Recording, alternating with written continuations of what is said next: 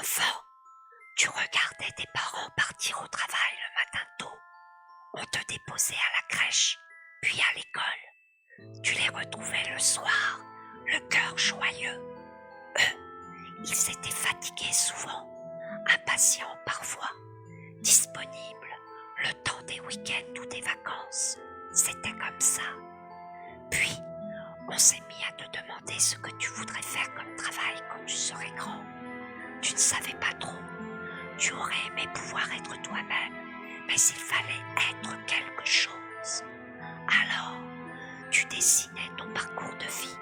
Tu disais pompier, infirmière, vétérinaire, chercheur, star, footballeur. Tu disais des mots et ils leur faisaient plaisir. Tout le monde était content. De ton côté, c'était pour de rire, pour de faux, pour jouer. Tu aimais cela jouer. Le temps a passé. Il t'a fallu choisir. Le jeu était fini. Travailler, c'est trop dur. Et voler, c'est pas beau. Demander la charité, c'est quelque chose que je peux pas faire.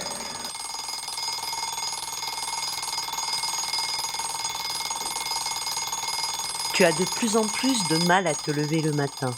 Tu voudrais balancer le réveil par la fenêtre, rester sous la couette, ne plus penser. Mais voilà, si tu tardes, tu vas encore être en retard au travail. Alors, t'arracher du lit, t'extraire de ta vie, poser un pied puis l'autre sur le sol, entrer dans la course effrénée, mettre tes habitudes en marche. Café, WC, douche, café. Le souvenir du rêve de la nuit te remonte. Le même rêve depuis quelque temps. Toujours le même, sans nuance. Tu dois compter les étoiles dans l'univers. Dès que tu te trompes, il te faut recommencer. C'est sans fin. Pas le droit à l'erreur. Pas de temps de pause. Il faut compter les étoiles. Encore et encore. Ça ne s'arrête jamais. Impression de déjà-vu. Allez, café, vêtements, ne plus penser.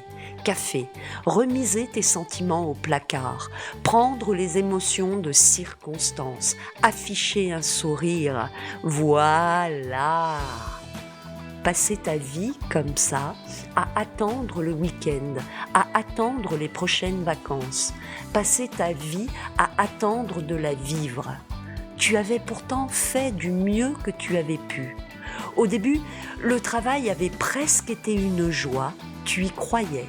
Il y avait eu des valeurs communes, enfin, tu crois te souvenir. Les collègues étaient sympas, le temps imparti pour effectuer tes tâches était suffisant. Tes activités visaient une certaine qualité. On mettait en avant tes compétences. Tu faisais partie d'une équipe. Tu avais le sentiment d'être à ta place, de contribuer à quelque chose de plus grand que toi. Et puis, avec le temps, pas trop de temps, tu ne sais plus comment c'était arrivé. Le rendement s'était fait croissant, la compétition s'était installée, ton supérieur s'était mis à te demander d'aller plus vite, toujours plus vite, et tant pis pour le travail bien fait. Tant pis, jusqu'à un certain point. Les licenciements étaient tombés. Il avait fallu donner plus, toujours plus, sans avoir d'autre satisfaction que celle de garder ton emploi. Tu crains tellement le chômage, alors fini les pauses café où l'on échangeait sur soi, sa vie, ses expériences.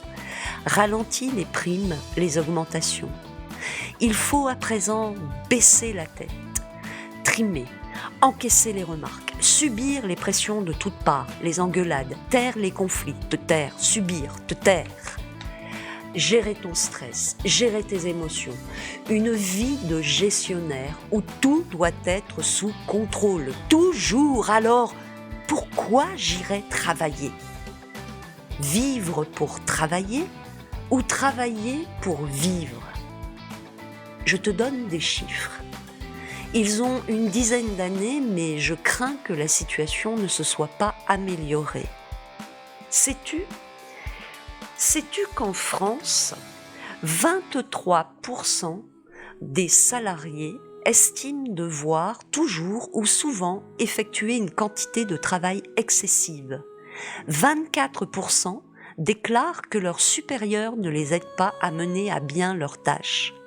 43% déclarent que leur travail n'est parfois ou jamais reconnu à sa juste valeur. 36% disent dans leur travail devoir toujours ou souvent faire des choses qu'ils désapprouvent. Tu n'es pas le seul.